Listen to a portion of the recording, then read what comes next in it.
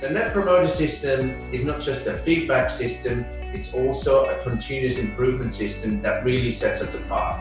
Protech implemented NPS over 5 years ago, and it's maturing each and every year. And certainly this year, we're going to get a big boost that we're clearly on task as an organization to be completely laser focused on what we need to deliver each and every day.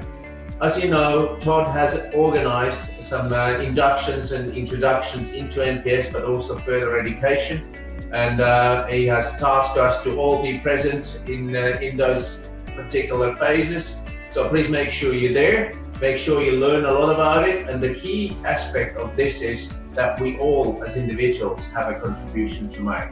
So I'm looking forward to the collection of what we're going to do over the next few months until we run our next survey, and then really drill into the analysis and improve our customer service each and every time.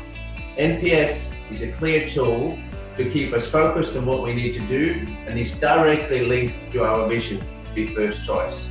So I want you to be part of it, and please help us to make the most out of this program and be the best company we can be in Australia. You may have heard of Net Promoter Score, which is often referred to as NPS. It's a popular customer experience metric. Let's examine what it is. Walt Disney once said, "Do what you do so well that they want to see it again and bring their friends." He understood the incredible value of customers who actively recommend a company. NPS is a measurement system that helps companies track and increase the likelihood of customers recommending an organization. First of all, let's describe the actual NPS measurement. It begins by asking customers a simple question. How likely are you to recommend this company to a friend or relative? Customers choose a response from an 11-point scale that goes from 0, not at all likely, to 10, extremely likely. Based on their responses, customers are placed into one of 3 categories. If they choose between 0 and 6, then they are called detractors. If they choose 7 or 8, then they are called passives.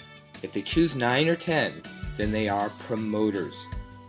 NPS is calculated by taking the percentage of promoters and subtracting the percentage of detractors. You then multiply the percentage by 100 to get a whole number between minus 100 and plus 100. Let's say that 100 people answered the question, and 40 are promoters, 50 are passives, and 10 are detractors. To calculate NPS, we would take the 40% of promoters, subtract the 10% for detractors, which leaves 30%. After multiplying it by 100, the NPS is 30.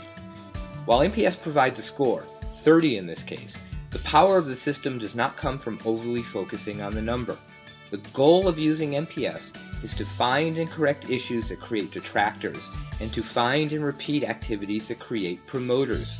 So it is important to understand what is causing customers to choose their responses.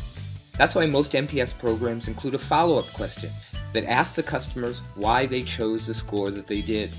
This question should be open-ended, not multiple choice, so customers can express their views in their own words.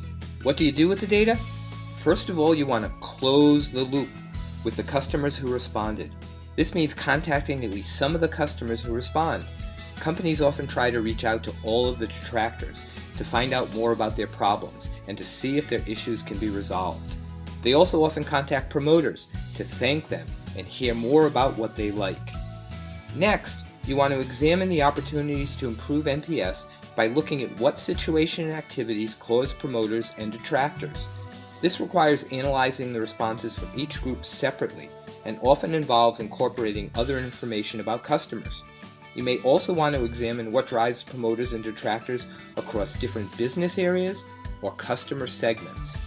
There's no value in identifying the items that are driving NPS up or down unless a company does something with what they learn.